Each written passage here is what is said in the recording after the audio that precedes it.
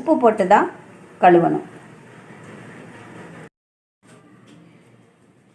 குழம்புக்கு அரைக்கிறதுக்கு ஒரு 25 மிளகாய் வத்தல், ஒரு 25 கிராம் சின்ன வெங்காயம் உரித்து வச்சுருக்கேன், ஒரு 3 ஸ்பூன் சீரகம் எடுத்து வச்சுருக்கேன், ஒரு 4-5 ஸ்பூன் தேங்காய் துருவல், ஒரு 50 கிராம் புளி நனைய வச்சுக்கலாம். புளி நனைஞ்சதுக்கப்புறம் அதை கரைச்சி நம்ம அரைச்ச மசாலா அது கூட சேர்த்துடலாம்.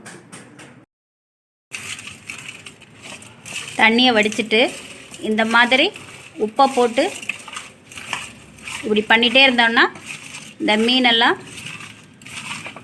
நல்லா க்ளீனாக வந்துடும். இது கழுவுனதுக்கப்புறம் பார்ப்போம். உப்பு போட்டு கழுவுனதுக்கப்புறம் இந்த மாதிரி நம்ம